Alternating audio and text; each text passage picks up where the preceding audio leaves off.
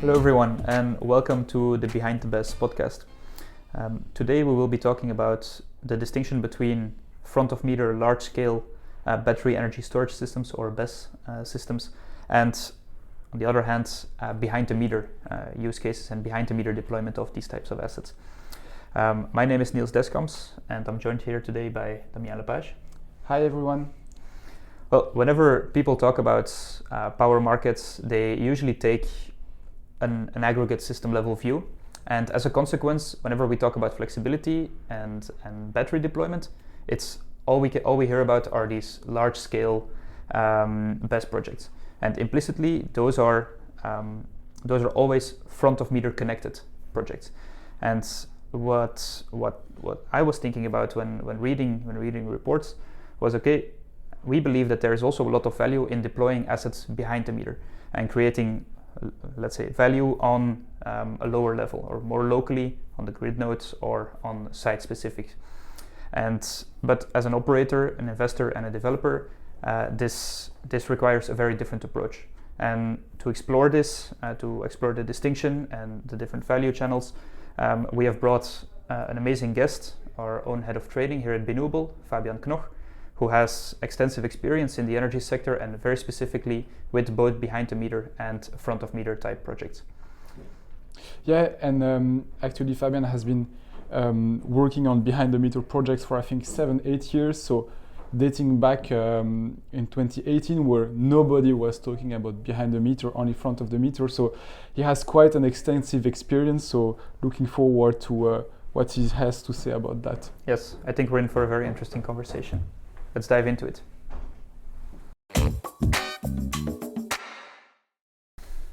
Welcome, Fabian, at Behind the BESS podcast. And I already mentioned in the intro a little bit about your background. You're the head of trading here at BESS, and you've had some experiences already throughout the energy sector. But maybe it would be good if you could start by introducing yourself. Who are you? What you do here, and what was your journey in and towards the energy sector? Yes, thank you, and thank you for both of you for having me here as a guest. My name is Fabian Knoch. I'm now in the energy sector since 2018, yes, and so almost 8 years, long time. By training, actually, I'm a physicist, but then I decided at some point, somehow to move in the energy field. It was by coincidence. And I decided to join BESS Storage. It's a subsidiary of the EWE group back then in 2018. And it felt a bit like a startup, or actually was a startup, but within a larger corporation. And we had the freedom to experiment a bit and try out different things with the focus on BESS, and not just BESS, but BESS for CNI customers. So my first job was kind of looking what are actual use cases, how much money do you make with the BESS, how to size a BESS actually, that was also really interesting. And then over the years I moved on and went into the development and operation of a VPP system for distributed smaller sized BESS. And I would say the final spot was then to build up an automated trading platform for this VPP system, so that we in the end could pool or aggregate the flexibility coming from BESS and then trade it on the continuous intraday markets. And then 7 years later, I guess, in 2025, I decided to join the BESS group, and that's where I'm now. I'm currently, as you mentioned, the head of the head of trading and optimization within the BESS group. And it's for me that's really interesting and a cool thing, because now we are talking about international markets, international businesses, which it's more challenging and interesting than only the national ones. And second of all, I'm now also one of the 3 managing directors for Renewable Germany. Yeah, cool. So that's how you ended up trading Belgian assets from Germany. Yes, actually from a small office in Oldenburg. Which, it sounds silly, but that's a nice thing nowadays that it works. Yeah, you missed the startup atmosphere or the scale-up atmosphere. Yes, definitely. So since we are now a small core team with the trading and everyone is in the office working closely together, it feels a bit like a little family. That's nice. Well, I think with that experience, you're perfectly placed for, let's say, my first question. And so whenever I read market reports about the power market or flexibility, the focus seems to be on large-scale front of meter connected BESS projects, but you don't hear so much about these behind the meter projects. For example, Aurora Energy in their December 2025 report, they mentioned that in Belgium currently there's 452 megawatts of installed front of meter large scale BESS capacity. Over 1 gigawatt is approved and or under construction, and the total pipeline is around 3 gigawatts. This is, of course, a massive deployment. This is going very, very fast. But the question with which I want to start is, what is the difference between these types of front of meter connected big projects and the type of behind the meter assets that you already mentioned? Okay, I think the first obvious difference is the size. So typically these front of the meter utility scale size projects are starting with, let's say, 10 megawatt, 20 megawatt hours, and then growing. And this is typically not what you would install for C&I customers. So there we are in the range that, let's say, smaller customers can start with a couple of 100 kilowatt hours, and then larger ones maybe 5, maybe 8 megawatt hours. So I would say this is kind of the sweet spot or the range. Second of all is, of course, that's why people call it behind the meter and front of the meter use cases. So maybe to make the distinction, behind the meter means the BESS is actually installed behind the meter, behind the grid connection point of the customer. So it cannot be freely traded or monetized, valorized than front of the meter assets. It has to obey the other energy fluxes that are going on behind the meter.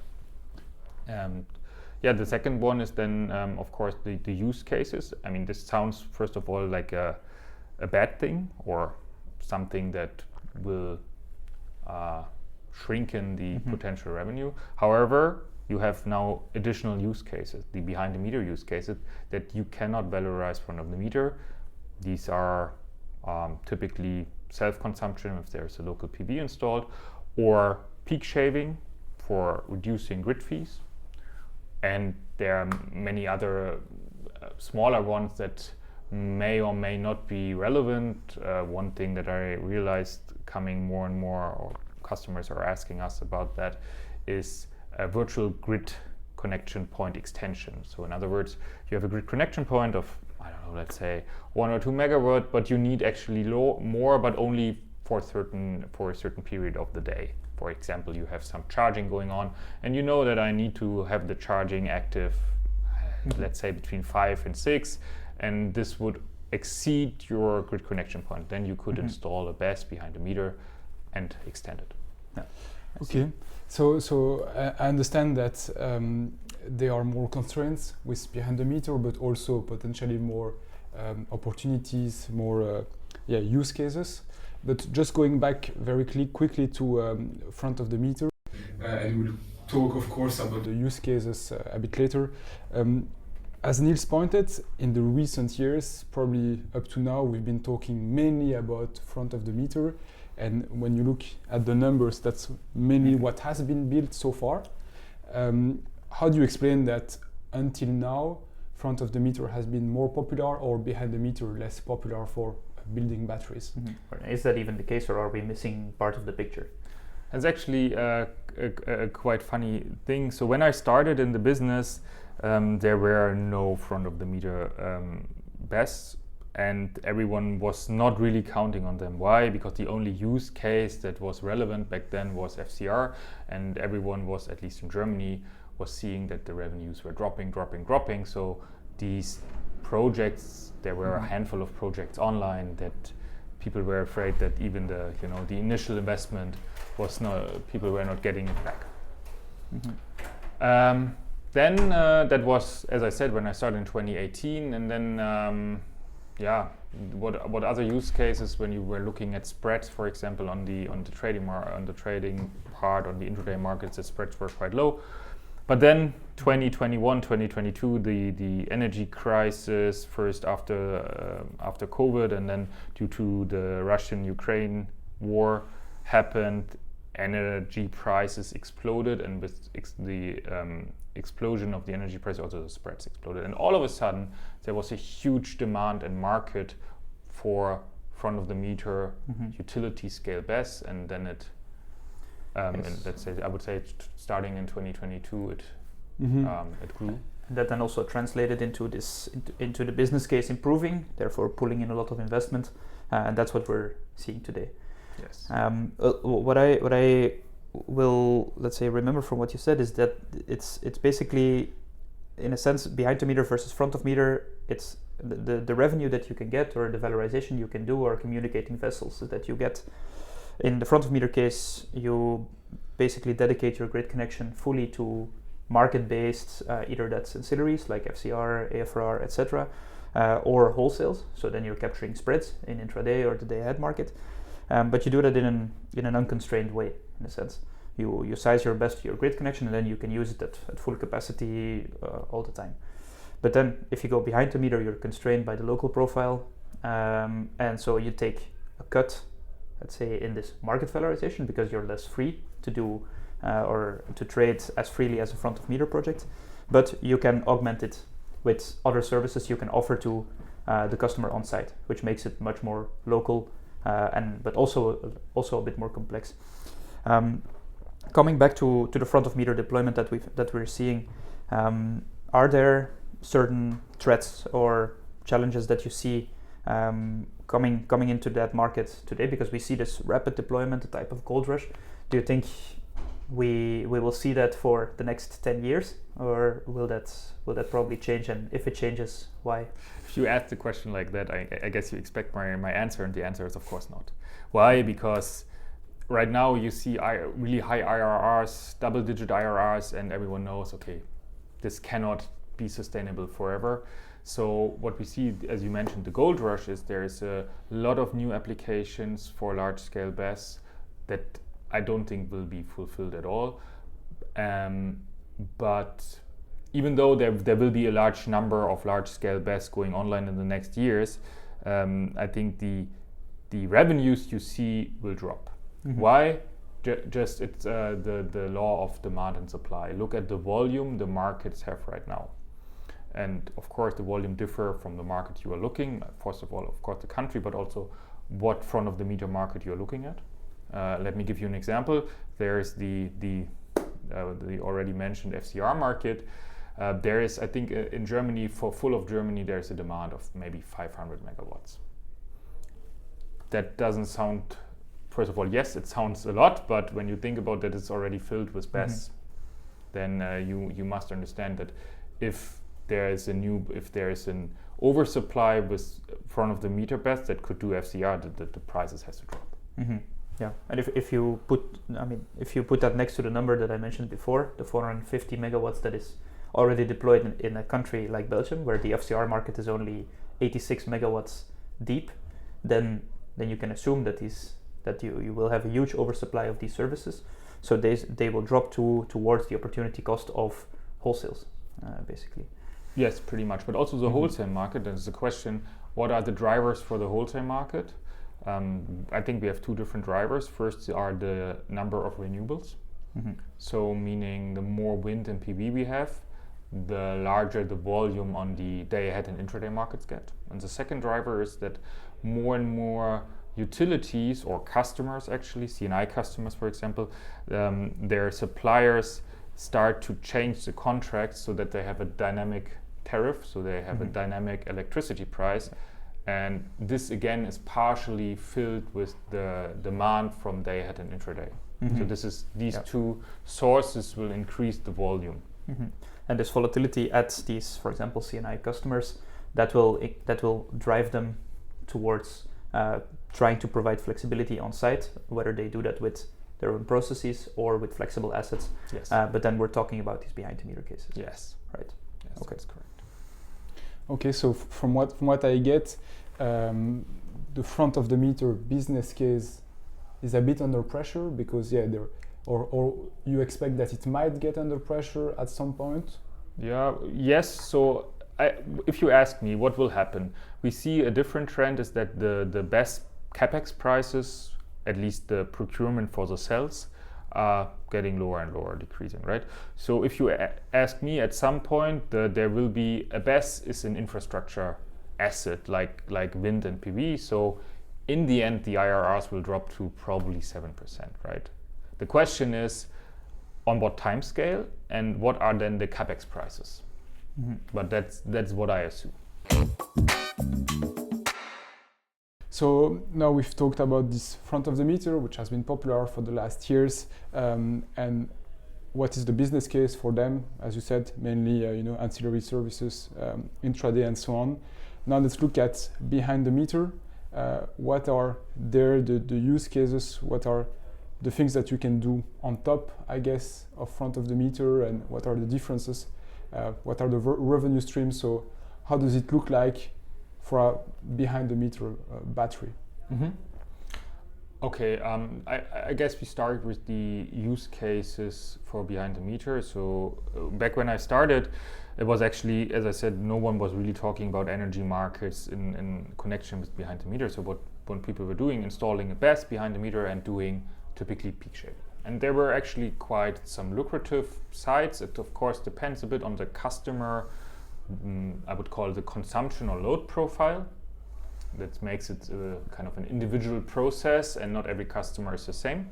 But essentially what you do is peak shaving, so meaning you activate the BESS or you discharge the BESS whenever there is a consumption peak higher than a certain threshold, and then afterwards, once the peak is gone, you can recharge the BESS. And this, you can make the math, how much money you can save or make a profit with that. And back when I started, we had we had some lucrative customers where this would already finance the BESS even with higher capex cost. The second thing is the self-consumption part, which right now I think is still a not so lucrative application. Why? Because there are typically quite high feed-in subsidies. So you have installed the PV, and for every kilowatt hour, especially for the older ones that you feed into the grid, you get a fixed amount per kilowatt hour. So if you now do the use case of self-consumption, first of all, you have to earn more on the with the storing or using it later than the subsidies. Okay, let's just make sure that I understood correctly. So for behind the meter, what you can do is that you have this peak fee, which is a fee that I guess the site owner pays to the grid, to the DSO and the TSO. Yes, correct. And that is quite high. And so first use case that a behind the meter battery can have is just reduce the peak, so the maximum amount of power that the site takes from the grid at any moment, so that this fee decreases. And that's when you started in 2018. Yeah. That could already be for some customers a business case. Yes, that was the primary business case we were. But so no markets, no FCR, just this peak shaving, as you call it. And then you quickly realize that because, think about it, it's called peak shaving. So a peak, and the peak does not occur all the time. So essentially, maybe there is the chance, or 1% of the time, if at all, there is a peak. And then you realize, okay, so that means in 99% of the time, the BESS is just idling, just waiting for a peak. And yeah, this sounds like there's a lot of room of optimization and ways of generating additional revenue. And that's actually where one was thinking, how can one combine these behind the meter application with front of the meter applications? And essentially here, what is important, I think, is the arbitrage. So meaning you, in time where you are not expecting a peak, you could use the idling BESS and put it on the day ahead or intraday markets and earn additional revenues with arbitrage. Or decrease the cost with which you procure the energy for your site. Yes, essentially, yes. You shape better than what you might have done before. That's correct. And so in your experience, I don't know if you can mention specific use cases, but do you have sites or industries in mind where those kind of peaks, you could tell that they would typically happen, I don't know, on weekdays during business hours, and so that the rest of the time you are free to do, other stuff that brings money. But do you have examples where those peaks are very predictable, and maybe the opposite examples where it's very hard to know when they will happen? Yeah, I would say first of all that's the beauty of CNI, because we are in a we have customers, CNI customers, and they are typically producing something, right? They are manufacturing something. So they have machines, they have shifts, they have employees, and they typically follow a pattern. So yes, you could say you use the latest AI model and predict something, but essentially if you just use your brain, you understand, okay, over the weekend there is no production going on, so I'm not expecting a peak, or during the night. So I would say roughly 80 or 90% of, or probably even more, of all CNI businesses are quite easy predictable. I don't know, I give you an example. Think about a bakery. When would a bakery use electricity? Typically during the morning hours, when all the ovens are baking, right? So then you understand, okay, I should probably reserve a BESS from 2 a.m. to 6 a.m. or 8 a.m. Then you have the typically car manufacturer. They have their assembly lines online, let's say during the shift. Yes, there are 3 shift systems, but let's say another has a 8 to 5 o'clock-ish. Then you know, okay, this is a time period where I expect peaks. So I know on the weekend or during night, I have a lot of capacity without risk-free. Mm-hmm. So I'm trying to say is there are a lot of classes of branches of customers, different industries, that are really easy to predict and to make this kind of hybrid valorization between behind the meter and front of the meter easy applicable. Mm-hmm. And these, when you talk about this hybrid valorization, how does it go in practice? And can an industrial player, for example, just say, okay, yeah, I install a BESS and I hire a couple of people, and you trade our flexibility in the markets, or is it more complicated? I think it's more complicated, and it's probably why this is not the first area of BESS that picked up. Why? Because you need to have a good VPP in place, a good local EMS in place. You have to have a kind of a forecasting model of the consumption and ingestion part.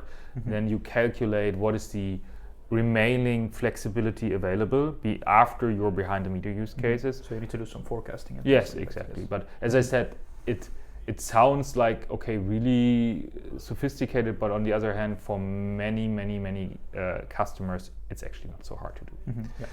And then you calculate what is left over, and this you put to in the end to a trader, to an automized trading platform, and this is then traded. Mm-hmm. Okay. And so what in this behind the meter setup, I assume you're taking on a little bit more complexity, since you have the constraints of the local use case. You have to do, even if we can do it quite simply, you have to do some forecasting or have some information about the processes going on each site, map out which use cases are useful and how much availability you have for front of meter valorization. What are, let's say, the main challenges of operating a battery like that? I would say the regulatory framework and the contracts, and maybe the role of a supplier. Why? Because it of course depends on the country. I can tell it from experience in Germany. It's like every customer has a supplier for their energy, and the location of the customer, like the measurement location, if you want, is part of the balance group of the supplier. So in order to fully valorize the BESS, you have to transfer the traded amount of energy into the balance group of the supplier. Mm-hmm. And there are some suppliers, they don't like it, or don't see there is extra work for them. Mm-hmm. And this is a bit the hard part, to have a good communication or a good solution there. But I think with Renewable we have good partners, we have good supplier partners, and also a good idea, good contracting how to do that. I see. Because and let's say the friction that is there is because your the site profile in the eyes of the supplier, it changes, and not necessarily in a very predictable way. And that's therefore actually it's harder to procure that energy, or why that's a good point. That's actually what a lot of suppliers fear, but that's not the case, because you have a measurement of the BESS. So let's say there would be no BESS, then, or in other words, what we do with the behind the meter trading is not touching the consumption profile of the customers without the BESS. So we are kind of subtracting what the BESS is doing from the point of view of the supplier. Okay, and then if you have good agreements with the supplier, you basically just forward that information, and it becomes, in that sense, more predictable, and you can still freely valorize the BESS. That's correct. On the site. Maybe because you were asking before, let me add, I think that's an important point. What is now of course we understand that there might be more money into combining behind the meter and front of the meter than pure behind the meter or pure front of the meter. But the second point, and this is interesting, it's also these are independent markets. So meaning, we talked about this before, right? Think about the revenues, the overall gross revenues of front of the meter markets will drop if more and more BESS are entering the game. Then there is still completely independent behind the meter revenues. So from the point of view of it, also an investor, it's nice to have independent revenue streams that balance the risk. But are they not somehow correlated? Because like, if we have, let's say again, a war, and that pushes power prices up, then the business case will improve for both the front of the meter and for, let's say, behind the meter self-consumption, right? Because if the prices are higher, any energy I take from the grid will be more expensive, so any energy that is self-consumed is also worth more savings, if that makes sense. So there is still some link between the two, right? If you argue with the self-consumption part, what you're saying is more on the grid fees then. Yes. So when you work that's more right, yes. on the peak fees, they are not especially correlated with the markets, right? Because it's more like based on the investment that the operator of the grid needs to make. TSOs have to make, yes. So basically, these days they tend to increase. Yes. While for the market, it's more up and down based on geopolitical factors and so on. So you say, you have kind of these two independent, let's say, prices or markets. Or revenue streams, markets type valorization channels, yes. And so if I get your point correctly, is that behind the meter I take on some more complexity, forecasting, local EMS, and that kind of stuff, but I'm able to arbitrage and always have the best combination ideally of both worlds. Yes, that's correct. Okay. And if you can do this well, I assume this is, let's say, because the good thing, if going back to the larger picture of front of meter and behind the meter, right? Front of meter, that's just an investor, a developer, and an optimizer or someone who operates that battery. But when you go behind the meter, you have to include many different parties. But that's I think the nice part of it is that you also provide let's say more local value to many different parties. And you have but you have this added complexity. So there's still a lot to develop and a lot of expertise to be brought together to build products around this and all of that. And what I would like to ask is, we've talked about the outlook, or your outlook on the, let's say, front of meter type projects. How do you expect in the next 5 to 10 years the behind the meter type BESS deployment to evolve? Oh, I think that will increase drastically. This is the least or the smallest market. If you say we have utility scale, we have residential scale, and then we have behind the meter. and behind the CNI. CNI, yes, sorry. The CNI market is the smallest market right now, and I believe with the ongoing electrification that is with CNI customers, and especially for them that electricity costs are a major cost for their products, this will go up and up and up and up. And that's the case for a lot of customers that we see, right? Yes. Yeah, I see. Okay. And when we talk about these CNI customers, they have these. I mean, if energy prices are a major part of it, then I assume one of the threats is, for example, the regulation. Where we're currently in an atmosphere where on the European level and on the national level, there's a lot of talk about subsidies and things like that. How will that play into the behind the meter value streams and the business case? Good question. To be honest, I don't know what the future brings. I can tell you right now, there was a big subsidy going on in Germany, or there is, that the grid fees on the TSO level are subsidized heavily, and they kind of trickle down to the DSO and therefore the CNI customer. And this actually right now for the next 2 years seems to decrease the revenue that you can save or make with the grid, with peak shaving and grid fees. But this costs the taxpayer a lot of money, and I don't think this is sustainable for the future. So I'm expecting a big jump back to the old level and even further and further after the subsidy runs out. I see. And well, since you believe it's going to pick up quite drastically, why doesn't every large company or large production company or big energy consumer already have a BESS? I think it's still a new technology. It comes with the risk, because if you are not shaving the peak, right, then you lose the money for a full year, or in Belgium for a month, for example, the savings. And it's not as predictable as, for example, 20-year subsidies on PV, where you quite good. You can do the math how much energy you will generate with a PV per year, and because the sun is like statistically shining the same for every year, and if the sun is not shining, we have a different problem.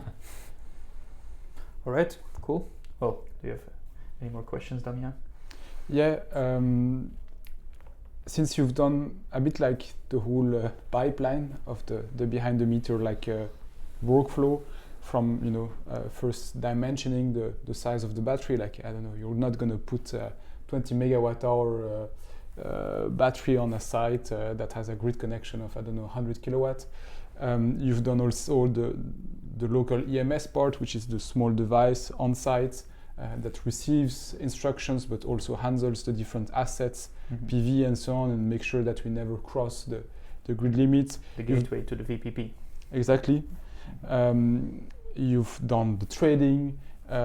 What is in your opinion? I mean, I guess your answer is probably that all of those are critical and important, but what is maybe according to you the most important one to get right? Or the one that still has most development to be done for? Yeah. Yes, so I think it is, I would not put it on the local EMS. I think they are quite well developed and you can have multiple use cases. It's one part is on the VPP controlling these local use cases, and the second part is still on the trading, because you have to take into the trading the kind of the constraints that you get from the local part. Yeah, so I would put in the most complicated there. Yes. Yeah, okay, because again, going back to front of the meter, we come from a world where we were trading and optimizing assets, considering that the constraints are always the same, the grid connection is always available at 100% from the BESS, and now we are transitioning, and that's where some improvements can still be done to better forecast what is available and then to better use it in more dynamic way, I guess. Maybe when I think about it, what is still a challenge, and I know that different people or different companies try to tackle this problem in a different way, is, let's say you have now, I don't know, 100 middle or medium-sized BESS, and you want to pool it and make the most out of it. So it's still the question, what is a good way of aggregating these flexibilities and then later on trading and disaggregating? Taking care of all these local constraints that you see. Yeah, so I remember still some very interesting challenges remain. So we'll have our work cut out. I want to thank you, Fabian, for coming on Behind the BESS. It was very interesting to get your perspective on the front of meter, behind the meter, and how the market is evolving and what you think the market will do. Thanks a lot, and see you in the office. Thank you. Thanks, Fabian. So, Niels, what did you think of this episode? Well, at least one thing that I'll definitely remember is the perspective that Fabian brings from also pre-energy crisis. Yeah. The type of market that they had back then, because let's say in our careers we're used to, let's say, quite high volatility, high penetration of renewables, flexibility being prevalent. I mean, the value of it being very obvious, but that wasn't always the case. And so the fact that Fabian talks about the lower spreads pre-crisis, also higher value in ancillaries. So you still had some, let's say, flexibility needed in the system back then, of course, but the urgent need that we feel today wasn't there yet. But then on the other hand, also behind the meter batteries actually being deployed more for very specific use cases, what we also do. And now after the energy crisis, you get these high spreads. You also have ancillary markets that initially also blew up, then went down a little bit, and coming to today, where both of these use cases are still interesting, and especially with the technological advancement, combining these, that's where, let's say, the real value lies, and that's where the business cases today are focused on. That's a perspective that I'll definitely remember. How about you? Yeah, kind of. My take is that it's not, I think, one or the other, front of the meter or behind the meter.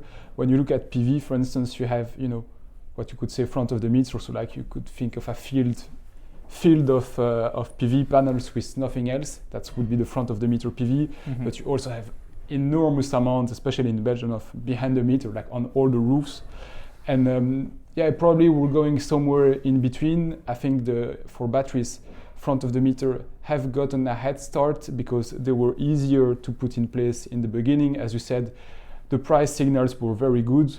But I think now that the market is getting a bit more mature in how to handle those behind the meter projects, also the values from the pure front of the meter market is decreasing a bit. We're going to see a more even distribution, and I think behind the meter will catch up, and we'll have a distribution a bit more equal, like for PV, for instance. Mm-hmm. So looking forward to that development. As Fabian pointed, there are still some technological improvements that need to come or that will come, but quite excited about these and see how this thing will evolve. Yeah, definitely. And I think, what you're saying is definitely true, in the sense that there are still some challenges left, where indeed the industry is very clearly looking for different types of solutions, trying out different types of solutions. We are also developing things like that, and there hasn't, let's say, we haven't come to a consensus or a consensus business model like, okay, this is robust, predictable, this works. And it's still very site specific, very project specific, but it's exciting to know that, okay, the value is there. We just need to build products and build toolings and systems around it, and then also the regulatory framework will evolve quite heavily. Still. That's a topic for another episode. Yes, exactly. We can talk about that for a very long time, I think. All right, let's wrap up. Thank you for listening, and see you on the next episode of Behind the BESS. See you.